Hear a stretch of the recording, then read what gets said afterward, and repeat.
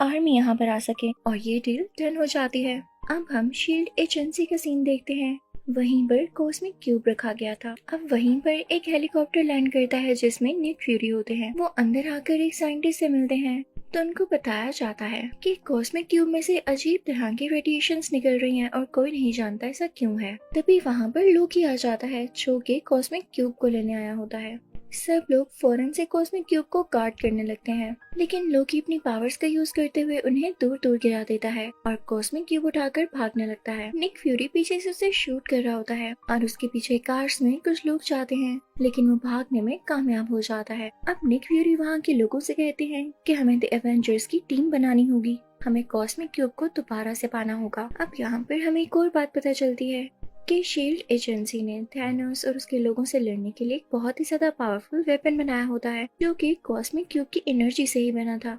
अब Nick Fury सीधा captain America के पास जाते हैं जो कि फर्स्ट एवेंजर है। निक फ्यूरी से सब कुछ बताते हैं कि कॉस्मिक क्यूब को चुरा लिया गया है और उसे वापस लाने में तुम्हारी हेल्प की जरूरत है। दूसरी तरफ हम नताशा को देखते हैं जो कि इंडिया जाकर हल्क को लाती है और उसे कहती है कि तुम्हें कॉस्मिक क्यूब के बारे में काफी नॉलेज है, तो हमें तुम्हारी मदद चाहिए ताकि हम उसको दोबारा से पा सकें। और उधर हम एक एजेंट को देखते हैं जो कि टोनी स्टार्क से इस बारे में बात करता है और अब ये भी एवेंजर्स की टीम में शामिल हो जाता है। अब उसी एजेंट को हम प्लेन में कैप्टन अमेरिका के साथ देखते हैं। वो उससे कहता है कि आपका काम बहुत अच्छा है और मैं इसको एडमायर करता हूँ। अब प्लेन लैंड हो जाता है और कैप्टन अमेरिका मिलता है हल्क और नताशा से। वो लोग एक दूसरे से मिलकर बहुत ज्यादा खुश होते हैं। अब वो लोग एक बहरी जहाज पर बैठ जाते हैं, लेकिन कुछ ही देर में वो बहरी जहाज उड़ने लगता है, यानी वो एक फ्लाइंग क्राफ्ट था। और फिर उसके बाद निक फ्यूरी एक होलोग्राम क्रिएट करते हुए उसको इनविजिबल कर देते हैं। उधर हम लोकी को शील्ड की उन्हीं दो लोगों के साथ देखते हैं। उन लोगों में बात चल रही होती है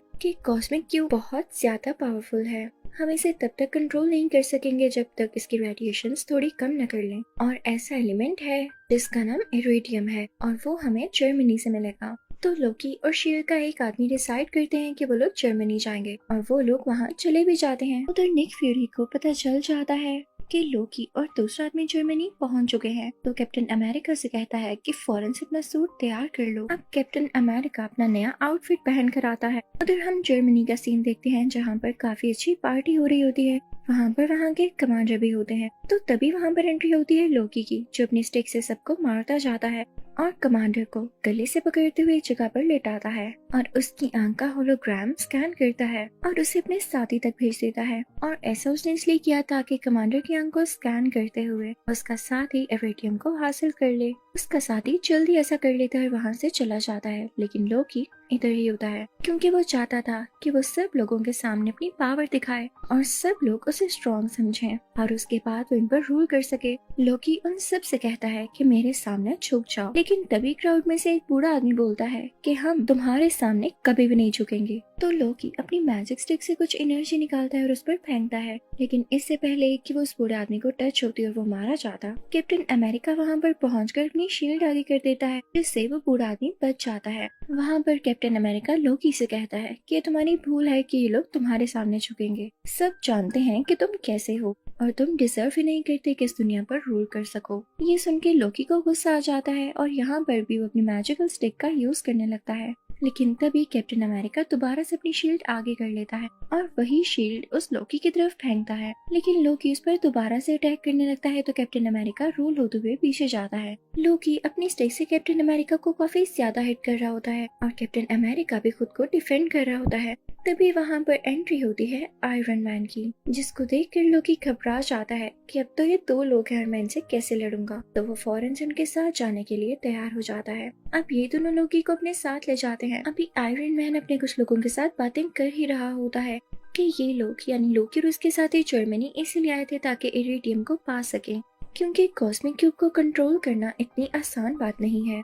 और सिर्फ यही नहीं, उसको एक्टिवेट करने के लिए या उसको यूज करने के लिए इन्हें बहुत सारे टेम्परेचर की जरूरत है और इतना टेम्परेचर उनको जर्मनी में मौजूद एक टावर पर मिलेगा। दूसरी तरफ हम लोकी को देखते हैं जो कि यूं ही नहीं सरेंडर करके इस एयरक्राफ्ट में आया होता, बल्कि इसके पीछे भी उसकी बहुत बड़ी प्लानिंग होती है। वो इनफैक्ट इनकी एयरक्राफ्ट को डिस्ट्रॉय करने आया था ताकि एवेंजर्स के हाथ में कुछ भी ना रहे और वो यहाँ से सेफली एस्केप कर जाए। वो अपने साथी को ऑर्डर्स देता है, वो भी अपने साथियों को लेके इस एयरक्राफ्ट के पास एक और प्लेन में आ जाता है और फिर इस एयरक्राफ्ट के इंजन में एरो मारता है जिससे उसमें आग लगने लगती है। इसकी वजह से पूरा का पूरा एयरक्राफ्ट नीचे गिरने लगता है, लेकिन आयरन मैन जाकर उस इंजन को संभालता है और उसे दोबारा से ऊपर करने की कोशिश करता है, जो कि बहुत हार्ड काम था। अब लोकी के साथ ही उस जगह जाते हैं जहाँ पर लोकी कैद था। उसका दरवाजा खोलकर उसे फ्री करवाने लगते हैं कि तभी वहाँ पर थोर आ जाता है। अब थोर उसी दरवाजे को तोड़ता हुआ अंदर जाता है, लेकिन लोकी फौरन से वहाँ पर आ जाता है और खुद बाहर निकलते हुए थोर को अंदर ही बंद कर देता है। इस बात का पता जब एजेंट को चलता है तो वही एडवांस वेपन निकालते हैं जो उन्होंने कॉस्मिक क्यूब की एनर्जी से बनाया होता है और उससे वो लोकी की तरफ शूट करने ही वाले होते हैं कि तभी उनसे पहले लोकी उनके पीछे आ जाता है और पीछे से अपनी मैजिकल स्टिक उनके आर पार करते हुए उनको काफी जख्मी कर देता है। उधर हम नताशा को देखते हैं जो कि लोकी के एक साथी को बहुत जोर से पंच मारती है जिससे वो नीचे जमीन पर गिर जाता है और उधर हम लोकी को यहाँ से एस्केप करता हुआ देखते हैं। वो टावर पर पहुंच जाता है और तो और वहाँ पर मौजूद एक मशीन में उसने कॉस्मिक क्यूब लगा भी दिया था। उधर हम सब एवेंजर्स को एक साथ देखते हैं तो निक फ्यूरी उन्हें बताते हैं कि हमने अपने एजेंट को खो दिया है जो कि कुछ देर पहले उसी स्टिक से जख्मी हुए। सब काफी उदास हो जाते हैं तो आयरन मैन कहता है हमें कैलिफोर्निया में मेरी इंडस्ट्री जाना चाहिए। अब ये सब लोग कैलिफोर्निया पहुंच जाते हैं, लेकिन बुरी बात ये होती है कि कॉस्मिक क्यूब की वजह से पोर्टल खोल दिया गया था और थैनोस की सारी आर्मी यहाँ पे पहुंच जाती है। यहाँ पे सब एवेंजर्स एक साथ हो चुके होते हैं और खल भी गुस्सा करके अपने असली रूप में आ जाता है, जिसके बाद वो उस आर्मी की बस को एक पंच मारता है और उसे फौरन से डिस्ट्रॉय कर देता है। ये सब काफी परेशान होते हैं कि पोर्टल को बंद कैसे किया जाए। तभी निक फ्यूरी को कुछ डायरेक्टर्स की कॉल आती है और वो कहते हैं कि अगर आप लोग इस पोर्टल को बंद नहीं कर पा रहे तो हमारे पास आखिरी ऑप्शन यही है कि हम इस पूरी सिटी को मिसाइल के साथ उड़ा दें और वो मिसाइल जल्द ही इधर आ रहा होगा। आप लोग अपनी जान बचा के रखिएगा। निक फ्यूरी ये बात आयरन मैन को बताते हैं। हमारे पास सिर्फ 2.5 मिनट्स हैं, यानी 2.5 मिनट है। इसी में या तो हमें पोर्टल को बंद करना होगा या उसके बाद मिसाइल आने पर उसे रोकना होगा। नताशा काफी घबरा जाती है और लोकी की मैजिकल स्टिक लेकर उस पोर्टल के पास पहुंचती है और उसमें से काफी सारी एनर्जी निकालते हुए उस पोर्टल को बंद करने की कोशिश करती है। लेकिन तभी आयरन मैन उसे कहता है कि रुको, मेरे पास एक और आइडिया है। मेरे पास भी एक मिसाइल है जिसे मैं उस जगह पर फेंकूंगा जहाँ पर थैनोस के लोग हैं। और वह मिसाइल लेकर उस जगह पहुंच ही जाता है और उस जगह को डिस्ट्रॉय कर देता है, लेकिन काफी टाइम हो जाता है, वो वहाँ से नहीं लौटता। तो कैप्टन अमेरिका नताशा से कहता है कि हमारे पास और टाइम नहीं है, हमें पोर्टल बंद करना होगा वरना हम सब भी डिस्ट्रॉय हो जाएंगे, मारे जाएंगे। नताशा उस पोर्टल को बंद करने लगती है। आयरन मैन भी उसी पोर्टल में था और सब काफी दुखी थे क्योंकि ये नहीं जानते थे कि अब आगे क्या होने वाला है। पोर्टल को बंद ना किया तो इन पर मिसाइल गिरा दिया जाएगा, अगर पोर्टल को बंद कर दिया तो आयरन मैन अंदर ही रह जाएगा। लेकिन तभी उस पोर्टल में से आयरन मैन नीचे की तरफ आता है, यानी इस दुनिया पर गिरता है। सब लोग बहुत खुश हो जाते हैं। उन्होंने थैनोस की कम्युनिटी को भी तबाह कर दिया था और उनका दोस्त भी वापस आ चुका था, तो सब उन लोगों को काफी अप्रिशिएट करते हैं। अभी सब एवेंजर्स मिलकर उसी टावर तक जाते हैं, यहाँ पर लोकी को पकड़ लिया जाता है। फिर हम देखते हैं कि थोर लोकी को लेता है और साथ कॉस्मिक क्यूब को भी। उसे अपने साथ लेकर अपने रहने की जगह यानी एस्गार्ड तक पहुंच जाता है, जो कि हमने मूवी थोर में भी देखा था। तो इस मूवी एवेंजर्स के पार्ट 1 के एंडिंग सीन में हम देखते हैं कि एक आदमी थैनोस से कह रहा होता है जमीन के लोग बहुत पावरफुल हैं, हम इनसे लड़ने के लिए और ज्यादा स्ट्रॉन्ग होना होगा। तभी यहाँ पर थैनोस एक स्माइल पास करता है, यानी उस चीज के लिए भी तैयार है। तो अब मैं आपको एक्सप्लेन करूंगी एवेंजर्स का पार्ट 2। तो इस मूवी की स्टार्टिंग में हम सब एवेंजर्स को देखते हैं जो कि हाइड्रा की बेस पर अटैक करने जा रहे होते हैं, क्योंकि हाइड्रा का लीडर काफी अजीब एक्सपेरिमेंट्स कर रहा था। उसके पास एक सेप्टर होता है, एक ऐसी स्टिक जिसके अंदर जेम लगा हुआ है। एमसीयू के पहले पार्ट्स में आपने इसको जरूर देखा होगा। तो अब एक्सपेरिमेंट्स कुछ ऐसे थे कि वो कुछ इंसानों पर इस सेप्टर को यूज करते हुए उनमें कुछ एनर्जीज डाल देता था ताकि वो उसके लिए लोगों से लड़ सकें, इवन एवेंजर्स से भी। तो उसका नेक्स्ट टारगेट एवेंजर्स ही थे। वो 2 बहन भाइयों को चूज करता है जो कि ट्विंस होते हैं। हाइड्रा का लीडर इन पर एक्सपेरिमेंट कर चुका था और अब इनमें काफी एनर्जीज थी। अब वो लड़की जिस पर एक्सपेरिमेंट किया गया होता है वो आयरन मैन के पास जाती है और अपने हाथों से कुछ एनर्जीज निकालकर उसको हिप्नोटाइज करने लगती है और उसका भाई जाता है कैप्टन अमेरिका के सामने ताकि उस पर अटैक कर सके। अब यहाँ पर सीन चेंज होता है और हम देखते हैं कि ये लोग जब हाइड्रा बेस पर गए थे इन्होंने उन लोगों को हरा दिया था और ये लोग सेप्टर ही लेने गए थे। आयरन मैन उस सेप्टर को हासिल कर चुका होता है और अब आता है अपनी लैब में। यहाँ पे हल्क यानी ब्रूस उसके साथ ही होता है। वो लोग ये प्लान करते हैं कि वो लोग इस सेप्टर पर एक्सपेरिमेंट करेंगे और पता लगाएंगे कि इतना खतरनाक कैसे है। अब यहाँ पर आयरन मैन और हल्क को बहुत ही खास बात पता चलती है कि इस स्टिक में जो जेम लगा हुआ है वो खुद सोच समझ सकता है, यानी उसमें सोचने की एबिलिटी है, यानी वो खुद ही पावर और एनर्जी जनरेट कर सकता है। तो आयरन मैन और हल्क फौरन से उसके इर्द गिर्द एक डिफेंस लेयर बनाते हैं ताकि वो वहाँ की चीजों को स्कैन न कर सके और ना ही कुछ डैमेज दे सके। लेकिन उन लोगों का ये प्लान फेल हो जाता है क्योंकि ये एनर्जी पहले ही बाकी इलेक्ट्रॉनिक्स तक पहुंच चुकी थी और उन्हें स्कैन करने लगती है। वहाँ पर आयरन मैन का एक और पर्सनल कंप्यूटर होता है जो कि खुद की इंटेलिजेंस रखता था। वो अपने अंदर से रेस निकालने लगता है और सेप्टर से लड़ने लगता है ताकि वो बाकी इलेक्ट्रॉनिक्स को डैमेज न कर सके और ना ही उन्हें रीड कर सके। लेकिन सेप्टर भी अपने अंदर से रेस निकालकर उस कंप्यूटर को डिस्ट्रॉय कर देता है और इसके बाद सेप्टर यहाँ से किसी दूसरे इलेक्ट्रॉनिक में शिफ्ट होकर भाग जाता है। सेप्टर वहाँ से निकलते हुए उस पूरे टावर को डिस्ट्रॉय कर देता है। इसके बाद वो हाइड्रा बेस जाता है ताकि थोड़ा बहुत खुद को रिकवर कर सके और अपनी एनर्जीज को एनहांस कर सके। अब यहाँ पे हम देखते हैं कि सेप्टर अपनी बॉडी को काफी ज्यादा ट्रांसफॉर्म कर चुका होता है और वो अब एक रोबोटिक फॉर्म में आ जाता है जिसका नाम है अल्ट्रॉन। अल्ट्रॉन उन्हीं ट्विंस के पास जाता है। वो उनसे कहता है कि तुम मेरी आर्मी में शामिल हो जाओ, हम आयरन मैन और बाकी एवेंजर्स के खिलाफ लड़ेंगे। तो वो ट्विंस भी फौरन से मान जाते हैं क्योंकि वो कहते हैं कि आयरन मैन ने मेरे पेरेंट्स की जान ली थी। अब ये लोग सीधा जाते हैं एक वेपन डीलर के पास जो कि बहुत ही ज्यादा एडवांस वेपन्स बनाया करता था। अल्ट्रॉन उससे अपने लिए भी वेपन बनाने का कहता है लेकिन वो उसे बहुत सारे पैसों की डिमांड करता है। अब अल्ट्रॉन के पास ये पावर थी कि वो किसी भी अकाउंट से पैसे निकाल कर इसके अकाउंट में ट्रांसफर कर सकता था, तो वो अभी भी ऐसे ही करता है। और वो जो चीज होती है उसका नाम वाइब्रेनियम होता है, वही मेटल जिससे कैप्टन अमेरिका की शील्ड बनाई गई है और ये बहुत ज्यादा स्ट्रॉन्ग है। अब ये दोनों ट्विंस पहुंच जाते हैं एवेंजर्स के पास क्योंकि अब ये दोनों काफी ज्यादा स्ट्रॉन्ग थे और इनमें टेलीकाइनेटिक पावर्स भी थी जिनसे ये दूसरों लोगों के माइंड को कंट्रोल कर सकते थे। तो ये जाकर हल्क के माइंड को कंट्रोल कर लेते हैं और उसमें ये फीड कर देते हैं कि तुम्हें तुम्हारी अपनी टीम ही मारना चाहती है। तो वो गुस्से में आ जाता है और इनसिक्योर भी फील करने लगता है, तो वो अपनी ही टीम को खत्म करने के लिए आगे बढ़ता है। अब हल्क क्योंकि बहुत ज्यादा पावरफुल था तो आयरन मैन भी अपना नया सूट पहन आता है जो कि उसने पहले से तैयार कर रखा था और ये सिर्फ और सिर्फ हल्क को कंट्रोल करने के लिए था क्योंकि उसने सब कुछ फोर्स ही कर लिया था, यानी वो पहले से जान चुका था कि हल्क एक न एक दिन ऐसा जरूर करेगा क्योंकि उसके दिमाग में ये चीज फीड कर दी जाएगी। अब यहाँ पर उन दोनों में काफी हैवी फाइट स्टार्ट होती है। हल्क यहाँ पर एक गाड़ी उठाकर आयरन मैन की तरफ फेंकता है जो कि सीधा उसे हिट करती है।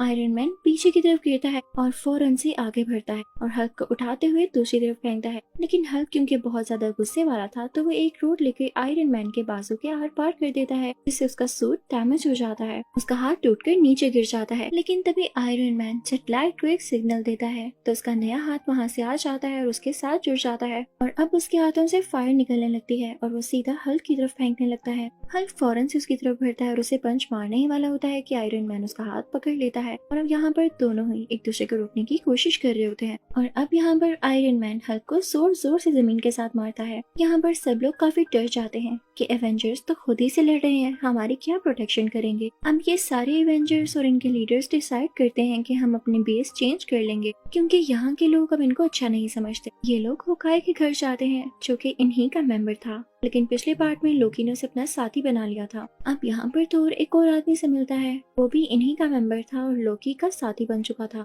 जो उसे अपने पर किए गए अटैक के बारे में बताता है जो कि उन्हीं ट्विंस में से एक लड़की ने किया था। नेक्स्ट सीन में हम कोरिया को देखते हैं। वहाँ पर अल्ट्रॉन जाता है और एक लड़की से मिलता है। अल्ट्रॉन क्योंकि उसे जेम की पावर से बना होता है तो वो चाहता था कि उसी जेम को एक बार दोबारा से यूज करके उसे वाइब्रेनियम के साथ मिलाकर और ज्यादा स्ट्रॉन्ग किया जाए। तो उस लेडी से कहता है कि तुम मेरी इस काम में मदद करो। लेकिन तभी वहाँ पर उन ट्विन बहन भाइयों में से लड़की उसका माइंड रीड कर लेती है तो उसे पता चलता है कि ये उसी सेप्टर को दोबारा से वाइब्रेनियम के साथ मिलाकर अपने लिए एक बहुत पावरफुल वेपन तैयार करना चाहता है ताकि इससे ये सब इंसानों को मार सके और यहाँ पर रूल कर सके। तो उसे ये बात बिल्कुल अच्छी नहीं लगती क्योंकि वो खुद भी एक इंसान थी। वो काफी रोने लगती है। अल्ट्रॉन से कहती है कि हमें तो ये लगता था कि तुम आयरन मैन के अगेंस्ट हो, लेकिन तुम तो पूरी दुनिया को खत्म करना चाहते हो, तो सॉरी, इस काम में हम तुम्हारी कोई हेल्प नहीं करेंगे। तभी वहाँ पर एंट्री होती है कैप्टन अमेरिका, नताशा और होकाई की। वो लोग वहाँ से कोई सिंथेटिक बॉडी लेने आए थे। नताशा स्प्लिंट का दरवाजा खोलती है जिसे सिंथेटिक बॉडी वो लोग हासिल कर लेते हैं। अब ये लोग बेस पर आते हैं जहाँ पर आयरन मैन उसको यूज करते हुए अपना कंप्यूटर वापस लाने की कोशिश करता है।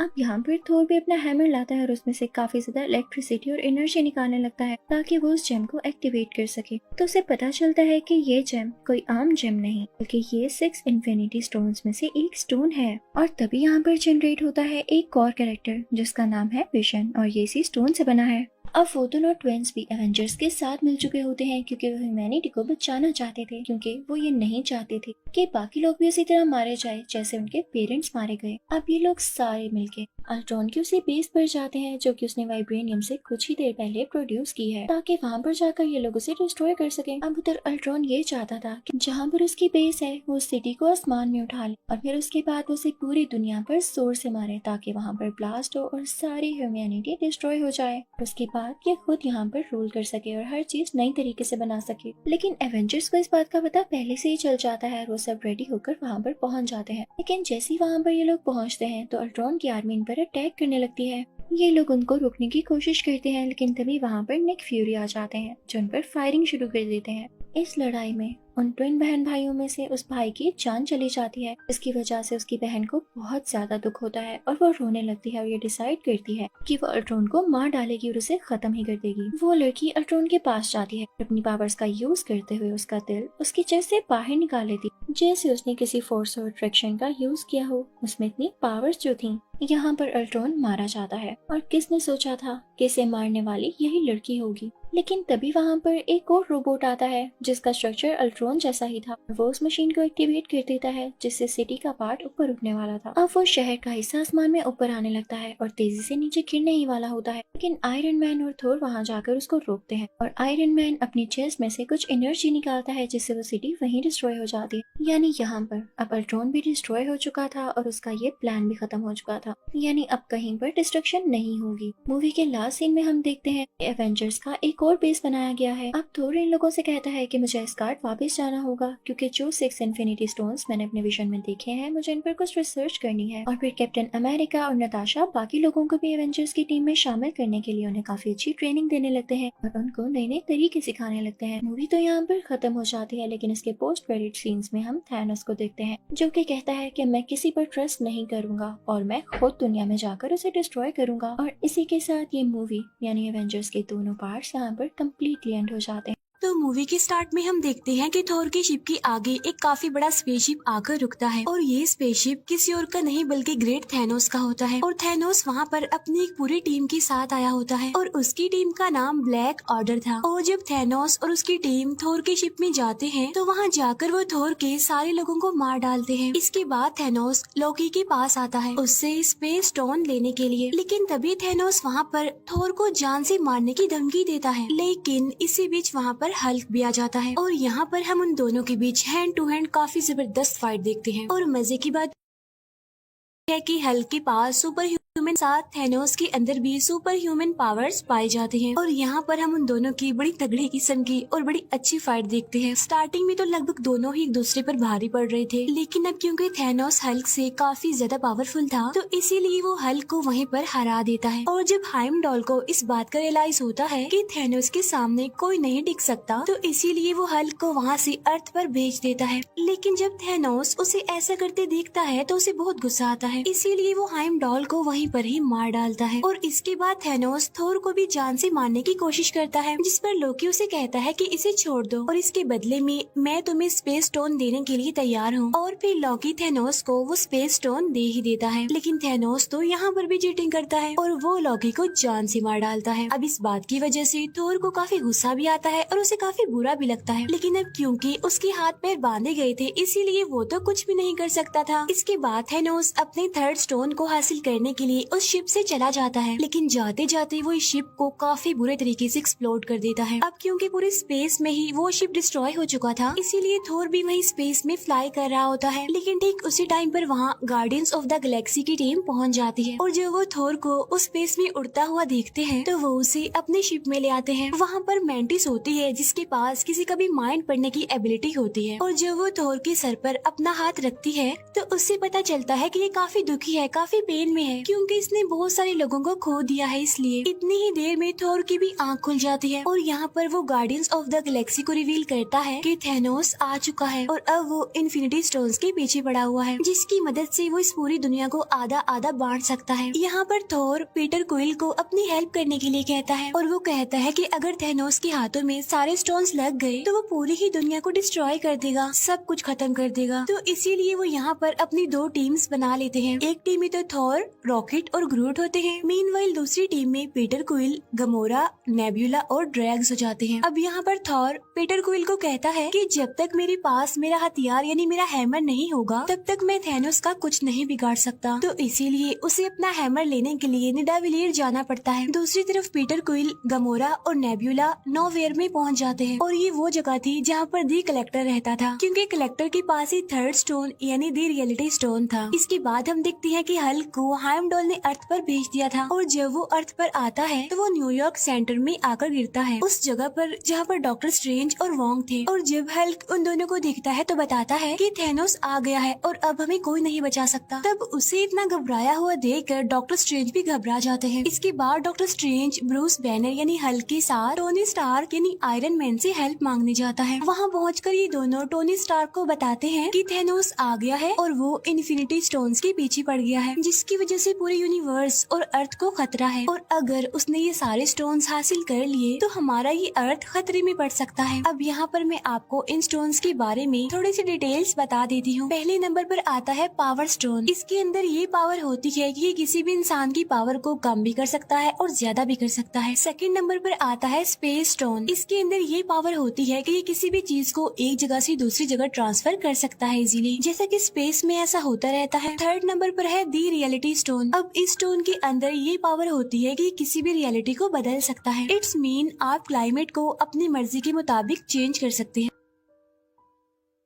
नंबर 4 पर आता है द टाइम स्टोन और ये वाला स्टोन डॉक्टर स्ट्रेंज के पास होता है। इस स्टोन में ये पावर होती है कि ये अपनी मर्जी से टाइम को आगे पीछे कर सकता है। 5वें नंबर पर आता है द सोल स्टोन। इसमें ये पावर होती है कि ये किसी भी इंसान की सोल का कंट्रोल हमारे हाथ में दे देती है, यानी कि हम जो भी चाहें उस सोल से करवा सकते हैं। छठा और लास्ट स्टोन है द माइंड स्टोन। इस स्टोन में ये पावर होती है कि ये किसी के भी माइंड को कंट्रोल कर सकता है और ये किसी भी इंसान को टेलीकिनेटिक पावर दे सकती है, जो कि किसी भी सामान को हवा में एक जगह से दूसरी जगह उड़ा सकता है। अब ये सारी तो हो गई इन स्टोन्स की डिटेल्स। इन सारे स्टोन्स को हासिल करके थैनोस इस पूरी दुनिया में बैलेंस बनाना चाहता है। वो चाहता है कि अब जितने भी प्लैनेट्स हैं उन पर जितनी ज्यादा ह्यूमैनिटी बढ़ गई है उन सबको आधा आधा बांट दिया जाए, जिससे कि रिसोर्सेज उन सभी लोगों को पूरी तरह से मिल सकेंगे और इससे पूरी दुनिया में बैलेंस भी बना रहेगा। अब यहाँ पर थैनोस आधी ह्यूमैनिटी को खत्म करने की बात कर रहा था और यही वजह है कि वो इन इन्फिनिटी स्टोन्स को हासिल करने के लिए पागल है। और जब ये सारी बात टोनी स्टार्क को पता चलती है कि थैनोस इस पूरे यूनिवर्स में से आधी पॉपुलेशन को खत्म करना चाहता है, तो वो सोचता है कि क्यों ना इन 6 स्टोन्स में से एक को डिस्ट्रॉय कर दिया जाए। तो इसीलिए वो डॉक्टर स्ट्रेंज को कहता है जो टाइम स्टोन आपके पास है क्यों ना हम उसे डिस्ट्रॉय कर दें, ताकि थैनोस कभी भी अपने इस मिशन में कामयाब ना हो सके। तब ये सुनकर डॉक्टर स्ट्रेंज कहते हैं कि मैं मरते दम तक इस टाइम स्टोन की प्रोटेक्शन करता रहूंगा, इसीलिए मैं कभी भी इसे डिस्ट्रॉय होने नहीं दूंगा। तब यहाँ पर वो सोचते हैं कि विजन के पास भी माइंड स्टोन है और अगर हम उस स्टोन को डिस्ट्रॉय कर दें तो थैनोस वो कभी भी नहीं कर पाएगा जो वो करना चाहता है। तो इसीलिए वो फौरन विजन से कांटेक्ट करने की कोशिश करते हैं। लेकिन यहाँ पर हमें पता चलता है कि विजन ने अपना ट्रांसपोर्टर बंद किया हुआ है, क्योंकि उधर एवेंजर्स की टीम 2 हिस्सों में बढ़ चुकी थी। एक टीम तो आयरन मैन के साथ थी जबकि दूसरी टीम कैप्टन अमेरिका के साथ थी और इसी वजह से वो लोग विजन से कांटेक्ट नहीं कर पाते। तभी वहाँ पर ब्रूस बैनर यानी हल्क टोनी स्टार्क को कहता है कि शायद कैप्टन अमेरिका को विजन के बारे में पता होगा, तो इसीलिए तुम उसे कॉल करके उसकी लोकेशन का पता करवाओ। जिस पर टोनी स्टार्क कहता है कि ना बेना, मेरी तो उसे जरा भी नहीं बनती, मैं उससे बिल्कुल बात नहीं करता। जिस पर ब्रूस बैनर उसे कहता है कि लगता है तुम्हें अभी पता नहीं है कि हमारा पाला किससे पड़ने वाला है, चलो मेरी बात मानो और जल्दी से उसे कॉल करो। और तभी अचानक से उन्हें वहाँ पर किसी चीज की आवाज सुनाई देती है और जब ये लोग विंडो से बाहर देखते हैं तो वहाँ पर उन्हें बहुत ही बड़ा शिप न्यूयॉर्क पर आता हुआ दिखाई देता है। तब ये देखकर वो समझ जाते हैं कि मुसीबत हमारे सर पर आ चुकी है। अब इस स्पेसशिप के बारे में स्पाइडरमैन को भी पता चल जाता है और वो भी वहाँ उस शिप को देखते हुए अपनी स्कूल बस से निकलकर वहाँ से भाग जाता है और उस शिप के पीछे लग जाता है। और तभी हम देखते हैं कि उस शिप में से दो लोग निकलकर आते हैं। उनमें से एक का नाम होता है इबोनी और एक का नाम होता है ऑब्सीडियन। इबोनी के पास टेलीकिनेटिक पावर्स होती हैं, जो कि किसी भी चीज को बगैर टच किए एक जगह से दूसरी जगह उठा सकती है और फेंक सकती है। और जो ऑब्सीडियन होता है उसके अंदर बहुत सारे सुपर ह्यूमन पावर्स होती हैं। अब क्योंकि उन्होंने टाइम स्टोन को प्रोटेक्ट करना था तो इसीलिए उन लोगों के बीच यहाँ पर फाइट होती है। अब यहाँ पर बहुत इंटरेस्टिंग सीन हम देख पाते हैं जब टोनी स्टार्क अपना आयरन मैन मार्क 50 प्रेस करते ही पूरी तरह नैनो पार्टिकल्स के सूट में कन्वर्ट होते हुए दिखाया जाता है और वो एक ही बार में इबोनी की तरफ से किए गए वार को रोक लेता है। अब यहाँ पर भी उन लोगों के बहुत अच्छे फाइट के सीन्स हमें देखने को मिलते हैं। अब क्योंकि इबोनी पावरफुल था, उसके पास टेलीकिनेटिक पावर्स थी,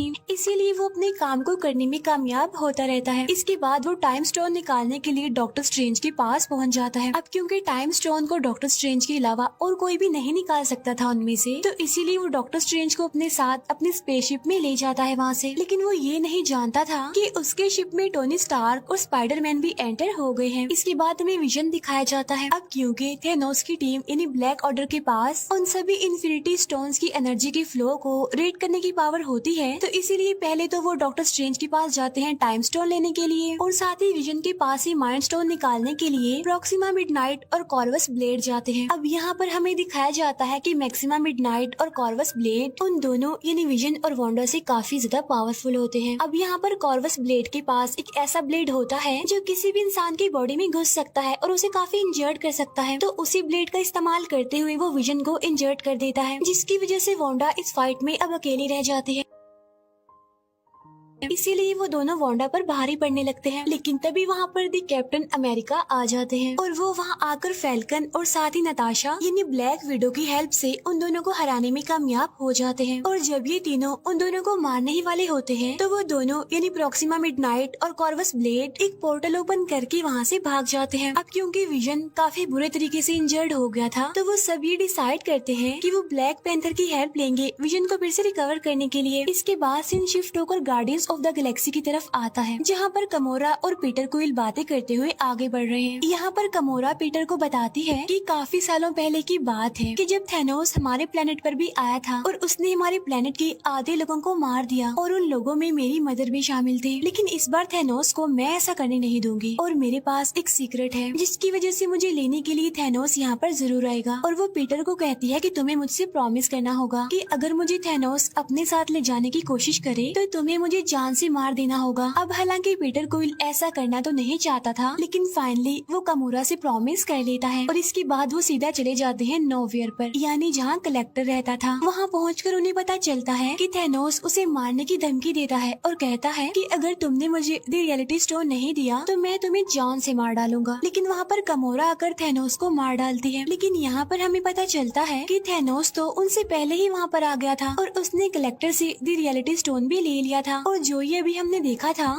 वो असल में थेनोस ने एक एक्स्ट्रा एंटिटी क्रिएट की थी सिर्फ कमोरा को अपने ट्रैप में फंसाने के लिए। जब पीटर क्विल को ये बात पता चलती है कि थेनोस कमोरा को अपने साथ ले जाने वाला है, तो वो कमोरा को अपनी गन से शूट करने की कोशिश करता है, लेकिन थेनोस उसकी गन में से बुलेट्स की बजाय बबल्स बना देता है। इसके बाद वो कमोरा को वहाँ से लेकर निकल जाता है। इसके बाद हमें उसी बड़ी सी स्पेसशिप का सीन दिखाया जाता है, यानी जो न्यूयॉर्क में आई थी, जहाँ पर इबोनी डॉक्टर स्ट्रेंज के साथ होता है। लेकिन अब क्योंकि उस स्पेसशिप में हमारे आयरन मैन और स्पाइडरमैन भी होते हैं, तो इसीलिए वो कुछ मुश्किलात का सामना करने के बाद डॉक्टर स्ट्रेंज को बचा ही लेते हैं। साथ साथ वो इबोनी को स्पेस में मरने के लिए छोड़ देते हैं। अब यहाँ पर उन लोगों के बीच डिस्कशन होने लगती है। अब यहाँ पर टोनी स्टार्क डॉक्टर स्ट्रेंज को कहते हैं कि मैं थेनोस को इस टाइम स्टोन के लिए अर्थ पर लाकर बहुत सारे लोगों को मरने नहीं दे सकता, और अगर वो ये टाइम स्टोन लेना चाहता है तो उससे लड़ने के लिए हमें उसे कहीं और बुलाना पड़ेगा। अब क्योंकि थेनोस टाइटन प्लेनेट से आया था, तो इसीलिए वो लोग टाइटन प्लेनेट पर जाकर थेनोस से लड़ने का डिसाइड करते हैं। इसके बाद हमें थेनोस और कमोरा दिखाए जाते हैं, जो कि दोनों वॉरमिर में होते हैं, जहाँ पर उनकी मुलाकात होती है रेड स्कल से। यहाँ पर हमें रेड स्कल सोल स्टोन का गेट कीपर दिखाया गया है। यहाँ पर थेनोस रेड स्कल से पूछता है कि सोल स्टोन को कैसे हासिल किया जाता है। तब रेड स्कल थेनोस को बताता है कि सोल स्टोन सारे स्टोन्स में से सबसे ज्यादा पावरफुल है, लेकिन इस स्टोन को हासिल करने के लिए हमें किसी को सेक्रीफाइस करना पड़ता है। क्योंकि वो एक सोल स्टोन है, इसीलिए सोल के बदले सोल यानी सोल स्टोन को हासिल करने के लिए एक जान की कुर्बानी। और यहाँ पर थेनोस अपनी बेटी कमोरा को सेक्रीफाइस कर देता है और यहाँ पर अब उसके पास चौथा स्टोन यानी सोल स्टोन भी आ जाता है। इसके बाद हमें थोर, ग्रूट और रॉकेट दिखाए जाते हैं जो कि एक ऐसे एरिया में पहुँचते हैं जहाँ पर छोटे लोग यानी बोने रहते हैं, क्योंकि बोने ही तो सबसे अच्छे वेपन्स बना सकते हैं। यहाँ पर हम ये जान पाते हैं कि जब उन बोनों ने थोर का वेपन यानी हथौड़ा बनाया था तो थेनोस ने उस जगह की सारी भट्टियों को भी डिस्ट्रॉय कर दिया था और साथ साथ उन सभी बोनों में से सिर्फ एक को ही वहीं पर जिंदा छोड़ दिया था। और जब थोर को ये बात पता चलती है तो वो उनमें से एक बोने को उसकी हेल्प करने के लिए कहता है, जिस पर वो बोना कहता है कि सॉरी, मैं तुम्हारी हेल्प नहीं कर सकता, क्योंकि अगर मैंने ऐसा किया और थेनोस को पता चल गया तो वो मुझे और इस पूरे प्लेनेट को डिस्ट्रॉय कर देगा। लेकिन जब थोर उसे ये कहता है कि अगर मुझे मेरा हैमर मिल गया तो मैं थेनोस को जरूर हरा दूंगा, तब ये बात सुनकर फाइनली वो बोना थोर की हेल्प करने के लिए एग्री हो जाता है। इसीलिए अब वो एक नए वेपन को बनाने के लिए तैयारी करने लगते हैं। लेकिन यहाँ पर उन्हें पता चलता है कि हैमर बनाने के लिए जो मेटल उनको चाहिए, उस मेटल को पिघलाने के लिए जिस एनर्जी की जरूरत है वो सिर्फ सूरज से मिलेगी। लेकिन सूरज की पावर इतनी ज्यादा तेज है कि अगर उसे डायरेक्ट उस मेटल पर लगाया जाए तो वो पूरा का पूरा मेटल ही डिस्ट्रॉय हो जाएगा और इसीलिए बीच में एक फिल्टर लगाना बहुत ही जरूरी है। लेकिन जब वो उस फिल्टर को यूज कर रहे होते हैं तो वो एकदम से बीच में से टूट जाता है। लेकिन यहाँ पर थोर उस बोने को कहता है कि अब इसके बीच का फिल्टर मैं बनूंगा और तुम बस अपना काम जारी रखो। और ये काफी अच्छा सीन होता है कि जब थोर उस एनर्जी सोर्स के बीच एज अ फिल्टर खड़ा हुआ था सिर्फ और सिर्फ अपने उस वेपन यानी हथौड़े को हासिल करने के लिए, और फाइनली वो अपने उस वेपन को हासिल कर ही लेता है। लेकिन जब वो वेपन तैयार होता है तो पता चलता है कि उसमें लगाने के लिए हैंडल तो है ही नहीं। लेकिन तभी वहाँ ग्रूट आता है और वो अपना एक हाथ हैमर के अंदर फिट कर देता है और तब जाकर फाइनली एक जबरदस्त हथियार तैयार हो जाता है। और ये वाला वेपन थोर के पिछले वेपन से काफी ज्यादा पावरफुल और अपडेटेड था। इसके बाद सीन शिफ्ट होकर टोनी स्टार्क, स्पाइडरमैन और डॉक्टर स्ट्रेंज पर जाता है, जो कि तीनों अब टाइटन प्लेनेट पर आ चुके हैं। अब क्योंकि यहाँ पर नेब्यूला ने मैंटिस को मैसेज किया होता है कि हमें टाइटन प्लेनेट पर तुम्हारी जरूरत है, तो इसीलिए पीटर क्विल, मैंटिस और ड्रैग्स वहाँ पर पहुँच जाते हैं। अब यहाँ पर हमें पता चलता है कि डॉक्टर स्ट्रेंज थेनोस के आने से पहले फ्यूचर को देखने लगता है और वो देखता है कि कितनी पॉसिबिलिटीज हैं कि हम थेनोस से जीत सकते हैं, जिनमें वो दिखता है कि सिर्फ एक पॉसिबिलिटी है जिसमें कि वो थेनोस से जीत सकते हैं। और ठीक उसी टाइम पर हम वहाँ पर थेनोस को देखते हैं, जो कि टाइटन प्लेनेट पर डॉक्टर स्ट्रेंज से टाइम स्टोन को लेने के लिए पहुँच चुका था। इसके बाद हमें captain America, vision, Bruce banner और वोंग दिखाए जाते हैं, जो कि विजन के साथ वकांडा पहुँच जाते हैं, जिन्हें लीड करने वाला कोई और नहीं बल्कि ब्लैक पैंथर था। यहाँ पर हमें पता चलता है कि वो सब माइंड स्टोन को डिस्ट्रॉय करने के लिए यहाँ पर आए हैं। और तभी वहाँ पर शूरी, जो कि ब्लैक पैंथर की सिस्टर होती है, वो उन सबसे कहती है कि हाँ, मैं माइंड स्टोन को विजन से अलग तो कर सकती हूँ, लेकिन मुझे ऐसा करने के लिए टाइम चाहिए। तब वो लोग कहते हैं कि ठीक है, हम यहाँ पर आने वाली बाकी ब्लैक ऑर्डर टीम से मुकाबला करेंगे, तब तक तुम विजन से माइंड स्टोन को निकालने की कोशिश करो। और तभी हम जान पाते हैं कि थेनोस की पूरी ब्लैक ऑर्डर टीम विजन से उस माइंड स्टोन को हासिल करने के लिए वहाँ पर पहुँच जाती है, जिन्हें लीड कर रहे थे प्रोक्सिमा मिडनाइट, कॉर्वस ब्लेड और ऑब्सीडियन। वहाँ उन तीनों की प्रेजेंस को देखते हुए उन सभी अवेंजर्स को ये लग रहा था कि उनका पलड़ा भारी है, लेकिन वहाँ पर ब्लैक पैंथर एक बहुत ही बड़ा डोम बना देता है, जिसकी मदद से उन सभी के ऊपर एक प्रोटेक्शन का जैसे एक सर्कल बन जाता है। लेकिन जब उन्हें ये पता चलता है कि ब्लैक ऑर्डर की टीम की तादाद काफी ज्यादा है और वो किसी भी टाइम पीछे के दरवाजे से आकर विजन पर हमला कर सकते हैं, तब फाइनली वो डिसाइड करते हैं कि हम सामने के दरवाजे को थोड़ा सा खोल देंगे, जिसमें से उस पूरी की पूरी ब्लैक ऑर्डर टीम हमारे सामने आएगी। इस तरह से हम उन्हें लड़ाई करने में बिजी रखेंगे और तब तक शूरी विजन से उस माइंड स्टोन को निकाल देगी। इसके बाद सामने का वो दरवाजा खोल दिया जाता है, जहाँ पर पूरी की पूरी ब्लैक ऑर्डर टीम उन सभी अवेंजर से लड़ने लगती है। यहाँ पर हम ये जान पाते हैं कि हल्क अपने असली रूप में आना ही नहीं चाहता, क्योंकि ब्रूस बैनर हल्क वाले रूप में तभी आता था जब उसे किसी से लड़ाई करनी पड़ती थी, वरना मोस्टली वो ब्रूस बैनर के रूप में ही रहता है। इसके अलावा ये भी कहा जाता है कि अब वो थेनोस से बहुत ज्यादा डरने लग गया था और ये वजह भी थी जिसकी वजह से वो हल्क नहीं बन रहा था। एनीवे, वो ऐसे ही इस लड़ाई में शामिल हो जाता है और यहाँ पर हमें इस मूवी की सबसे बड़ी फाइट दिखाई जाती है, जो कि अवेंजर्स और ब्लैक ऑर्डर के बीच चल रही थी और ये पूरी की पूरी फाइट सच में बहुत कमाल है। और फाइनली ब्लैक ऑर्डर टीम के तीनों कमांडर यानी प्रॉक्सिमा, मिडनाइट, कॉर्वस ब्लेड और ऑब्सिडियन जो कि इस टीम को लीड कर रहे थे वो यहाँ पर मारे जाते हैं। साथ साथ एवेंजर्स विजन को भी इस लड़ाई में शामिल कर लेते हैं। और तभी यहाँ पर हमारे एक और हीरो थॉर की भी एंट्री हो जाती है। जैसे उसकी एंट्री होती है वो जोर से चिल्लाता है, कहाँ है थैनोस। तब उसकी आवाज सुनकर ब्लैक ऑर्डर की सारी टीम काफी डर जाती है। यहाँ पर थोर भी उन सबको मारते हुए आगे बढ़ जाता है। इसके बाद हम थैनोस को देखते हैं जो कि गार्डियंस ऑफ द गैलेक्सी की team Tony Stark, doctor Strange और स्पाइडरमैन के साथ लड़ रहा होता है। अब हालांकि वो लोग थैनोस को काबू करने और उसके हाथ से गोल्ड आर्मर निकालने की काफी कोशिश करते हैं, लेकिन थैनोस तो इतना ज्यादा पावरफुल होता है कि वो सभी को मारना शुरू कर देता है। किसी को भी वो अपने आगे टिकने नहीं दे रहा था। लेकिन इस फाइट के बीच एक टाइम ऐसा भी आता है जब वो पूरी टीम थैनोस को पकड़ ही लेती है और स्पाइडरमैन उसके हाथ से वो गोल्ड आर्मर निकालने की कोशिश करता है। लेकिन यहाँ पर पीटर क्वाइल एक काफी बड़ी गलती कर देता है। वो थैनोस के पास आकर उससे पूछता है कि तुमने गमोरा का क्या किया, और वो थैनोस के मुंह पर अपनी गन और पंच से मारना शुरू कर देता है, जिसकी वजह से थैनोस फिर से होश में आ जाता है और वो फिर से अपना गोल्ड आर्मर पहनकर उन सबको मारने लगता है, उन पर भारी पड़ने लगता है। अब यहाँ पर हम एक और बड़ी जबरदस्त फाइट देखते हैं जहाँ पर हमारे टोनी स्टार्क यानी आयरन मैन थैनोस से लड़ रहे होते हैं। अब आयरन मैन का ये सूट काफी पावरफुल था, इसीलिए उनके बीच एक जबरदस्त टेक्निकल फाइट चलने लगती है। अब हालांकि यहाँ पर थैनोस की बॉडी से खून का सिर्फ एक ड्रॉप निकलता है, लेकिन इस वजह से उसे इतना ज्यादा गुस्सा आ जाता है कि वो टोनी स्टार्क को उसी के ब्लेड से काफी इंजर्ड कर देता है और उसे जान से मारने लगता है। लेकिन तब डॉक्टर स्ट्रेंज थैनोस को कहता है कि तुम इसे मत मारो, तुम इसे छोड़ दो, और अगर तुम इसे छोड़ दोगे तो मैं टाइम स्टोन तुम्हें दे दूंगा। अब हालांकि यहाँ पर टोनी स्टार्क डॉक्टर स्ट्रेंज को ऐसा करने से मना करता है, लेकिन यहाँ पर टोनी स्टार्क यानी आयरन मैन की जान बचाने के लिए डॉक्टर स्ट्रेंज को ये सैक्रिफाइस करना ही पड़ता है और अपना टाइम स्टोन थैनोस को दे देता है। और जैसे ही थैनोस को उसका 5वां स्टोन मिलता है तो वो खुशी से दहाड़ने लगता है। इसके बाद वो स्पेस स्टोन को यूज करते हुए वहाँ से निकल जाता है और सीधा वहाँ से पहुँचता है अर्थ पर यानी वकांडा में, जहाँ पर पहले ही ब्लैक ऑर्डर और एवेंजर्स के बीच फाइट चल रही थी। उधर विजन और वांडा के बीच डिस्कशन चल रही होती है। यहाँ पर विजन वांडा को कहता है कि अगर थैनोस यहाँ पर आकर मुझे जान से मार कर माइंड स्टोन लेगा तब भी मैं मर जाऊंगा, और अगर तुम ये स्टोन निकाल दोगी तब भी मैं मर जाऊंगा, तो क्यों ना तुम ही स्टोन को निकाल कर मुझे आजादी दो। इसके बाद इस माइंड स्टोन को डिस्ट्रॉय कर दो, जिससे होगा ये कि थैनोस जो करना चाह रहा है वो उसमें नाकामयाब हो जाएगा। अब यहाँ पर वांडा ना चाहते हुए भी विजन के सर से वो माइंड स्टोन निकालने की कोशिश करती है और फाइनली वो उस माइंड स्टोन को निकालने में कामयाब भी हो जाती है। लेकिन जैसे ही वो उसे डिस्ट्रॉय करने लगती है तो वहाँ पर थैनोस आ जाता है, जो यहाँ पर आकर टाइम को रिवर्स करता है, यानी टाइम को पीछे कर देता है। यानी उस टाइम में जब वो माइंड स्टोन विजन के सर पर लगा हुआ था और वो विजन के सर से माइंड स्टोन ले लेता है और उसे अपने गोल्ड आर्मर में पहन लेता है। अब यहाँ पर थैनोस वो सारे स्टोन्स ले चुका था, लेकिन तभी वहाँ पर थोर आ जाता है और वो अपने हैमर को थैनोस पर दे मारता है। लेकिन यहाँ पर थैनोस थोर से कहता है कि थोर तुमने गलती कर दी, तुम्हें इस हैमर को मेरे सर पर मारना चाहिए था। और तभी यहाँ पर थैनोस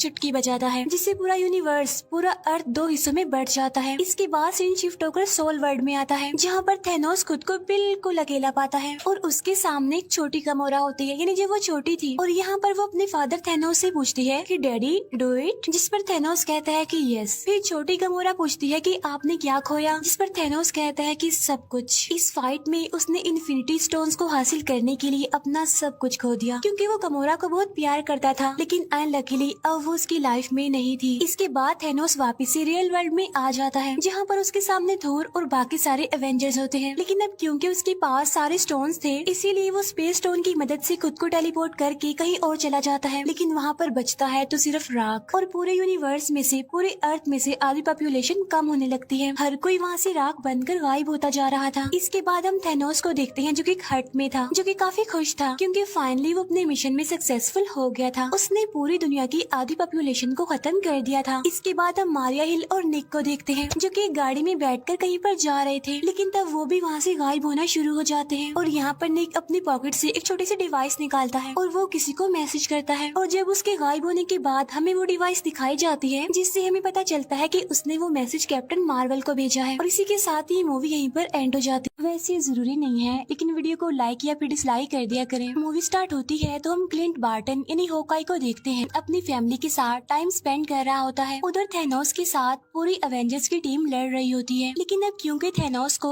वो 6 के 6 इन्फिनिटी स्टोन्स मिल चुके थे, जिसकी मदद से फाइनली वो चुटकी बजा देता है, जिसकी वजह से यूनिवर्स की आधी पॉपुलेशन खत्म हो जाती है और उन्हीं में ही क्लिंट की फैमिली भी मारी जाती है। और अब उसकी फैमिली में सिर्फ वो अकेला ही सर्वाइवर था। अब पहले तो यहाँ पर क्लिंट बार्टन यानी होकाई को कुछ भी समझ नहीं आता कि आखिर उसकी फैमिली कहाँ चली गई, लेकिन जब उसके सामने सारी रियलिटी आती है, यानी उसे पता चलता है कि थैनोस की वजह से उसकी पूरी फैमिली खत्म हो चुकी है, तो यहाँ पर वो फाइनली ये डिसाइड कर लेता है कि इस दुनिया में जितने भी बुरे लोग हैं उन सबको मार डालेगा। इसीलिए अब वो फाइनली क्लिंट बार्टन वाले रूप को छोड़कर एक मास्क पहने किलर वाले रूप में आ चुका था। इसके बाद सीन शिफ्ट होकर टोनी स्टार्क यानी आयरन मैन और नेबुला पर आता है, जो कि टाइटन्स प्लेनेट से अपने शिप में बैठकर अर्थ के लिए जा रहे होते हैं। अब इस सफर में उन्हें टोटल 22 दिन गुजर चुके थे। अब इन 22 दिनों के बाद उनके पास खाने और पीने का सारा सामान भी खत्म हो चुका था, जिसकी वजह से टोनी स्टार्क की हालत भी अब काफी खराब हो चुकी थी। अब क्योंकि नेबुला तो एक रोबोट थी, इसीलिए उस पर खाना और पानी ना मिलने का कोई भी असर नहीं होता। जो डिफिकल्टीज भी थी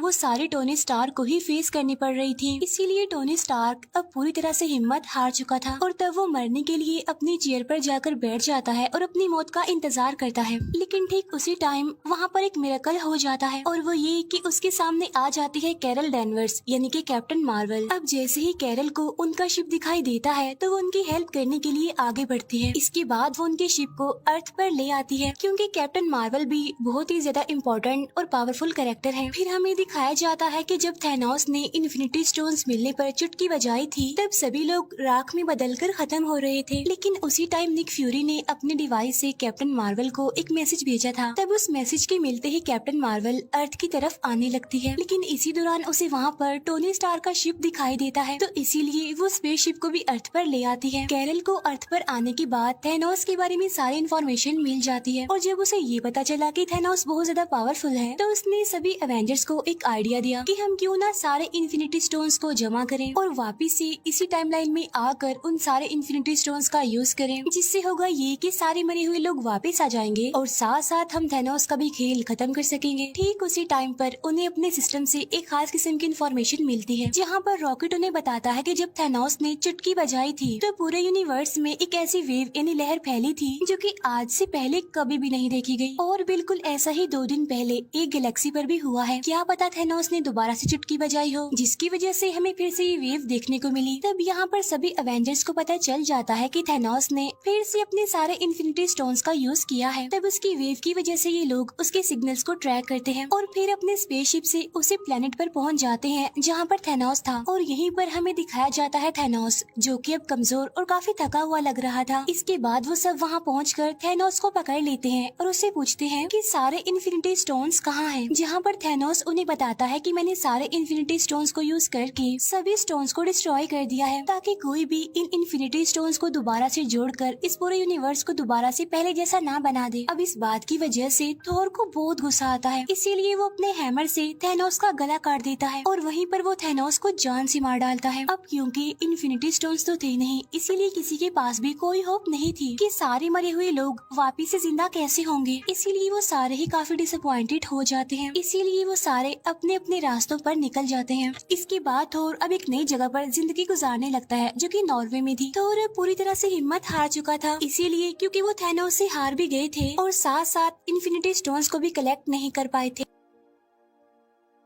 थोर बिल्कुल लेजी हो गया था। वो अलग अलग तरह के नशे भी करने लग गया था, जिसकी वजह से वो फैटी भी हो गया था। दूसरी तरफ हल्क ने अपने ब्रूस बैनर और हल्क की बॉडी पर कुछ साल काम करके उन दोनों बॉडीज को मिला दिया, जिससे फाइनली वो बन गया प्रोफेसर हल्क, जिसमें हल्क की पावर्स के साथ साथ ब्रूस बैनर का तेज दिमाग भी था। दूसरी तरफ हम देखते हैं कि कैप्टन अमेरिका ने एक ग्रुप बनाया है, जिसमें वो सर्वाइवर्स को सिखाता था कि जो टाइम गुजर गया हमें उस पर नहीं, बल्कि जो हमारा आने वाला कल है यानी हमारा जो फ्यूचर है हमें उस पर फोकस करना चाहिए। अब जिंदगी को मजीद किस तरह से अच्छा बनाया जाए वो इस बारे में काफी डिस्कशन करता रहता था। टोनी स्टार्क यानी आयरन मैन ने पेपर पोर्ट से शादी कर ली थी और उनकी एक बेटी भी थी। यहाँ पर टोनी अपनी फैमिली के साथ एक पुरसुकून लाइफ गुजार रहा था, जिसका अब दुनिया से कोई लेना देना नहीं था। इसके बाद 5 साल गुजर जाते हैं। जब एंटमैन पिम पार्टिकल्स लेने के लिए गया था तो थैनोस की चुटकी बजा देने की वजह से वो वहीं पर फंस गया, और जिस लैब में वो गया था वो एक वैन में थी, लेकिन वहाँ पर एक चूहा होता है, जिसकी वजह से वो मशीन फिर से स्टार्ट हो जाती है, जिससे होता ये है कि एंटमैन यानी स्कॉट लैंग फिर से हमारी दुनिया में वापस आ जाता है। अब जिस दुनिया में वो गया था वो हमारी दुनिया से बिल्कुल अलग थी। वहाँ का डायमेंशन, वहाँ का टाइम, सब कुछ हमारी दुनिया से बिल्कुल अलग था। अब क्योंकि टाइम तो बिल्कुल अलग था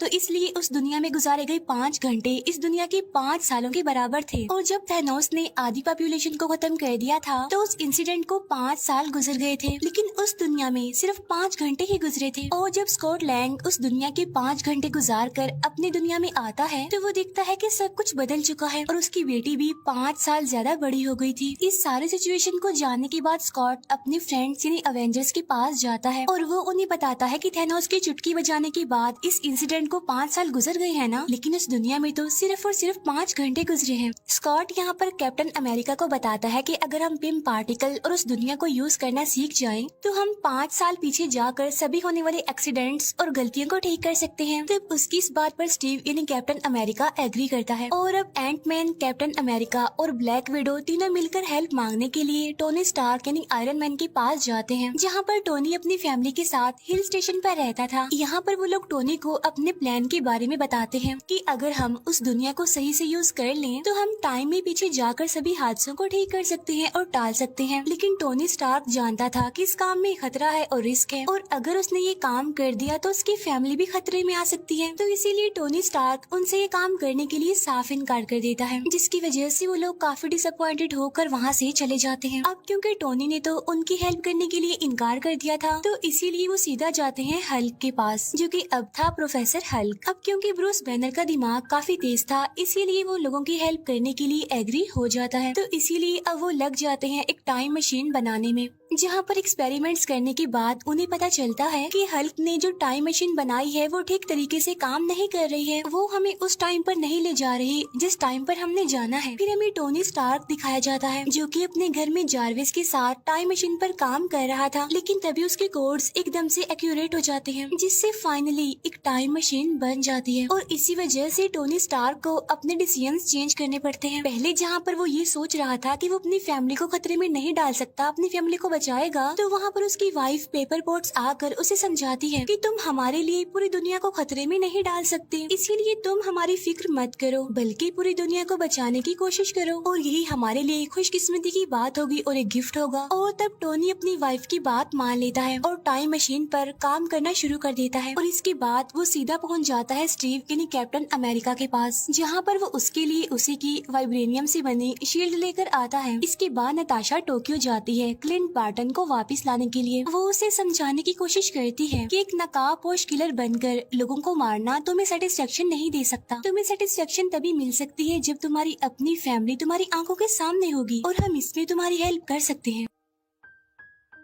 इसके बाद रॉकेट और हल्क नॉर्वे पहुंचते हैं, जहां पर थॉर होता है। थॉर को देखकर ऐसा लग रहा था कि अब वो किसी भी काम का नहीं रहा, क्योंकि वो काफी लेजी होने के साथ साथ काफी फैटी हो गया था और अब उसका इन लड़ाइयों से कोई कनेक्शन नहीं रहा। लेकिन वो लोग उसे समझाते हैं और उसे कहते हैं कि अगर ये टाइम मशीन काम कर गई तो तुम थैनोस से अपना पुराना बदला ले सकती हो और साथ ही हम यूनिवर्स से खत्म हुए लोगों को दोबारा जिंदा भी कर सकते हैं। अब थॉर उनकी इस बात पर एग्री करता है और उनके साथ मिल जाता है और इसके साथ ही टाइम मशीन की टेस्टिंग स्टार्ट हो जाती है, जहाँ पर अवेंजर्स यानी सुपर हीरोज अलग अलग ग्रुप्स में अलग अलग टाइमलाइन के साथ अलग अलग जगहों पर जाने के लिए सेपरेट हो जाते हैं। इसके बाद हम देखते हैं कि टोनी स्टार्क, हल्क, एंटमैन और कैप्टन अमेरिका 2012 के टाइम में पहुंच जाते हैं, जहाँ पर न्यूयॉर्क में वॉर चल रही थी। 2012 के टाइमलाइन के अकॉर्डिंग वहाँ पर 3 इन्फिनिटी स्टोन्स मौजूद थे, जिनमें एक था टाइम स्टोन, एक था स्पेस स्टोन और एक था माइंड स्टोन। माइंड स्टोन वही जो थैनोस ने खुद लोकी को दिया था। अब टोनी और एंटमैन स्पेस स्टोन को लेने के लिए अवेंजर्स टावर चले जाते हैं, लेकिन वहाँ जाकर एक गड़बड़ हो जाती है, जहाँ पर हल्क आकर उनका काम खराब कर देता है, क्योंकि उनके हाथ से स्पेस स्टोन निकल जाता है और स्पेस स्टोन को लोकी अपने साथ लेकर चला जाता है। दूसरी तरफ कैप्टन अमेरिका का सामना होता है स्टीव रॉजर यानी अगले कैप्टन अमेरिका से। यहाँ पर कुछ टाइम के लिए उन दोनों के बीच फाइट होने लगती है, लेकिन फाइनली लेटेस्ट वाला कैप्टन अमेरिका माइंड स्टोन को वहाँ से लेकर चला जाता है। इसके बाद हल्क टाइम स्टोन को लेने के लिए जाता है, लेकिन वहाँ पर टाइम स्टोन डॉक्टर स्ट्रेंज के पास नहीं बल्कि गुरुमा के पास होता है। यहाँ पर हल्क गुरुमा से टाइम स्टोन को मांगता है, जिस पर गुरुमा उसे कहते हैं कि अगर मैंने तुम्हें टाइम स्टोन दे दिया तो इस पूरे यूनिवर्स में बहुत सारी टाइम लाइन्स बन जाएंगी, जिसकी वजह से हमारी टाइमलाइन बिगड़ जाएगी, जो कि मैं बिल्कुल भी होने नहीं दे सकती। तब यहाँ पर हल्क गुरुमा को काफी समझाने की कोशिश करता है कि फ्यूचर में काफी बड़े बड़े हादसे होने वाले हैं, जिसके लिए मुझे इस टाइम स्टोन की बहुत जरूरत है, लेकिन स्टिल गुरुमा उसकी बात नहीं मानती। तब यहाँ पर ब्रूस बैनर उसे कहता है कि अगर डॉक्टर स्ट्रेंज ने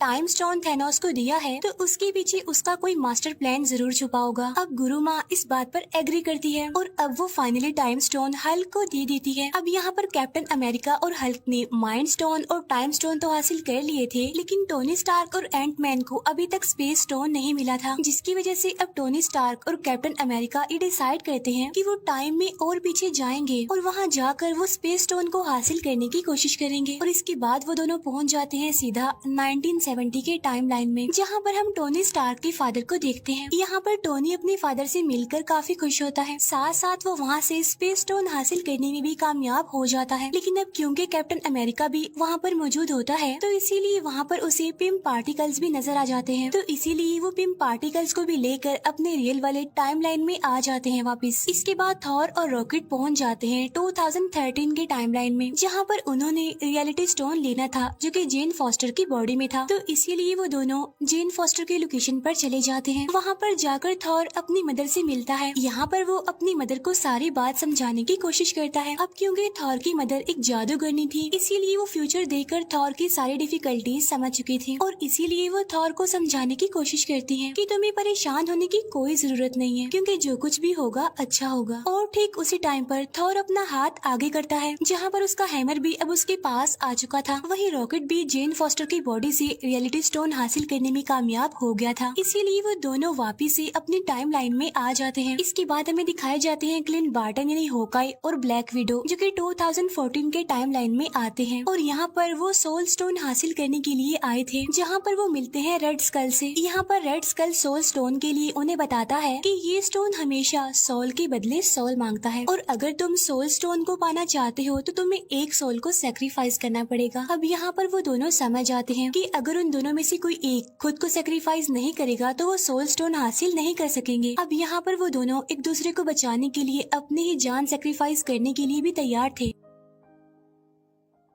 और यहाँ पर उन दोनों के बीच काफी अच्छी फाइट होती है। लेकिन यहाँ पर नताशा सोल स्टोन के लिए खुद को सेक्रीफाइस कर देती है, जहाँ पर Clint Barton finally soul stone हासिल कर लेता है और इसीलिए वो भी अपने रियल वाले टाइम लाइन में आ जाता है। इसके बाद सीन शिफ्ट होकर जेम्स रूट्स और नेबुला पर आता है, जो कि 2014 के टाइम लाइन में जाते हैं टाइटन्स प्लेनेट पर, जहाँ पर पीटर क्विल पहले से ही मौजूद होता है और इसके बाद वो सभी पावर स्टोन को हासिल करने के लिए चले जाते हैं। और जब ये उस जगह पर पहुँचते हैं तो ये पीटर क्विल को बेहोश कर के पावर स्टोन को लेने ही वाले होते हैं, लेकिन तभी नेबुला को पुरानी नेबुला की वजह से यादें आने लगती हैं, जिसकी वजह से उसका ट्रांसमीटर खराब हो जाता है, जिसकी वजह से नेबुला वहीं पर बेहोश हो जाती है, जहां पर थैनोस की टीम आकर नेबुला को प्रिजनर बना लेती है। अब क्योंकि नेबुला एक ह्यूमनॉइड थी, यानी आधी इंसान और आधी एंड्रॉइड, जिसका फायदा उठाकर थैनोस उसकी सारी की सारी मेमोरी को स्कैन कर लेता है। साथ साथ 2014 वाले थैनोस को 2018 में होने वाले सारे इवेंट्स के बारे में पता चल जाता है। उसे ये भी पता चल जाता है कि फाइनली उसने सारे के सारे इन्फिनिटी स्टोन्स हासिल कर लिए और साथ साथ यूनिवर्स की आधी पॉपुलेशन को भी खत्म कर दिया, जिसकी वजह से अब उसका मकसद और भी ज्यादा स्ट्रॉन्ग हो जाता है। साथ ही अब थैनोस नेबुला से उसके पिम पार्टिकल्स को भी ले लेता है और वो उसे काफी अपग्रेडेड वर्जन में बनाकर अपनी पूरी टीम के साथ अर्थ पर 2023 वाले डायमेंशन में आ जाता है। इसके बाद अवेंजर्स सारे इन्फिनिटी स्टोन्स को एक नए गोल्ड आर्मर में लगा देते हैं और अब बारी आती है कि इस गोल्ड आर्मर को कौन यूज करेगा, जिसकी वजह से वो सारी पॉपुलेशन जो इस यूनिवर्स से खत्म हो गई थी वो वापस आ जाएगी। तब यहाँ पर सबसे पहले थॉर आगे आता है, लेकिन हल्क उसे कहता है कि इसके अंदर गामा वेव्स हैं और अगर तुमने इसका यूज किया तो तुम्हारा काफी बुरा हाल हो जाएगा, तो क्यों ना इसका यूज मैं करूँ, क्योंकि मैं भी तो गामा वेव से ही बना हूँ। इसके बाद हल्क उस गोल्ड आर्मर को पहनता है और चुटकी बजा देता है, लेकिन यहाँ पर हल्क की हालत काफी खराब हो जाती है। अब हालांकि थैनोस ने भी सारे इन्फिनिटी स्टोन्स को हासिल करने के बाद ही गोल्ड आर्मर को यूज किया था, लेकिन उसे तो कुछ भी नहीं हुआ था। लेकिन यहाँ पर हल्क के साथ ऐसा इसलिए हुआ था क्योंकि थैनोस हल्क की निस्बत काफी ज्यादा पावरफुल था, और यही वजह होती है कि हल्क की यहाँ पर काफी बुरी हालत हो जाती है। लेकिन वो सारी पॉपुलेशन जो यूनिवर्स से खत्म हो चुकी थी अब वो वापिस आने लगी थी। तब इस बात की वजह से वो सारे अवेंजर्स काफी खुश होते हैं, लेकिन उनकी ये खुशी ज्यादा टाइम तक टिक नहीं पाती, क्योंकि तब थैनोस भी अपने शिप और अपनी पूरी टीम के साथ रियल टाइम यानी 2023 में पहुंचकर उन लोगों की लोकेशन को बॉम्ब से उड़ा देता है, जिसकी वजह से वहाँ पर काफी बड़ा ब्लास्ट हो जाता है और वहाँ पर सब कुछ डिस्ट्रॉय हो जाता है। साथ साथ थैनोस भी काफी गुस्से में था और इस बार वो चाहता था कि वो सारे इन्फिनिटी स्टोन्स को हासिल करके आधी पॉपुलेशन नहीं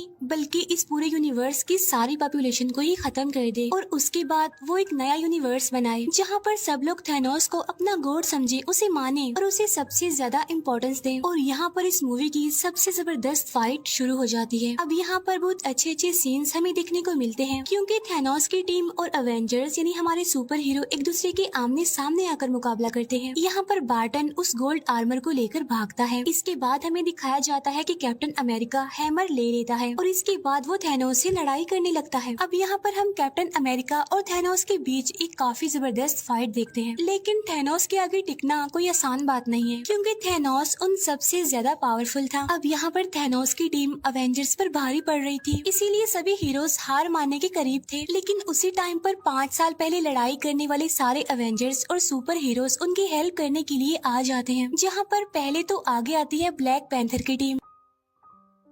इसके बाद सेकंड नंबर पर आगे आती है वोंग की पूरी टीम, और अब सारे अवेंजर्स एक बार फिर से इकट्ठा होकर थैनोस और उसकी टीम के अगेंस्ट लड़ने लगते हैं। यहीं पर हम देखते हैं कि डॉक्टर स्ट्रेंज आयरन मैन को वही इशारा देते हैं कि ये वही आखिरी प्रेडिक्शन है जो मैंने लाखों करोड़ों में से एक चूज की थी, और अगर हम इस मोमेंट पर सक्सेसफुल हो गए तो हम थैनोस का खात्मा कर सकते हैं, वरना तो हमें दूसरा मौका तो नहीं मिलने वाला। यही हमारे पास आखिरी मौका है, हमें इसमें ही कुछ करके दिखाना है। अब यहाँ पर आयरन मैन थैनोस के हाथ से सारे इन्फिनिटी स्टोन्स चुरा कर अपने गोल्ड आर्मर में पहन लेता है, और इसके बाद वो बोलता है आई एम आयरन मैन, और ऐसा कहते ही वो भी चुटकी बजाता है, जिससे कि थैनोस और उसकी सारी टीम राख बनकर अब वहाँ से गायब हो जाती है। और अब बचते हैं तो सिर्फ और सिर्फ इस पूरे रियल टाइम के हीरोज और साथ ही इस टाइम लाइन की पॉपुलेशन। लेकिन साथ साथ यहाँ पर आयरन मैन काफी बुरे तरीके से इंजर्ड हो गया था, और इसके बाद यहाँ पर हम वो सैड सीन देखते हैं जहाँ पर आयरन मैन की मौत हो जाती है। इसके फौरन बाद हम टोनी स्टार्क यानी आयरन मैन का फ्यूनरल देखते हैं, जिसमें के सारे एवेंजर्स आए हुए थे। इसके बाद थोर पीटर क्विल और गार्डियंस ऑफ द गैलेक्सी की टीम के साथ निकल जाता है। अब एवेंजर्स ने ये डिसाइड किया था कि हम जिस भी स्टोन को जहाँ से भी उठाएंगे तो हमारा काम खत्म होने के बाद हम उस स्टोन को वापिस से उसकी जगह पर रख आएंगे। तो इस काम के लिए आगे बढ़ता है कैप्टन अमेरिका। अब यहाँ पर कैप्टन अमेरिका थोर के हैमर और साथ साथ 6 के 6 इन्फिनिटी स्टोन्स को अपने साथ में लेकर टाइम मशीन का यूज करते हुए हर स्टोन को उसकी जगह पर वापिस रख देता है। अब क्योंकि कैप्टन अमेरिका ने 70 साल बर्फ में गुजारे थे, तो इसीलिए उसने अपनी जिंदगी को ठीक से नहीं जिया था, तो इसीलिए वापिस से वो अपनी 1945 के टाइमलाइन में आकर अपने साथियों के साथ अपनी बाकी की जिंदगी गुजारता है। और जब उसका लास्ट मोमेंट आता है तो वो रियल टाइम यानी 2023 के डायमेंशन में आकर अपने साथी यानी फैल्कन को अपनी खास शील्ड देकर कहता है कि अब से यहाँ के कैप्टन अमेरिका तुम ही हो। और यहीं पर ये मूवी दी एंड हो जाती है। Thank you for watching.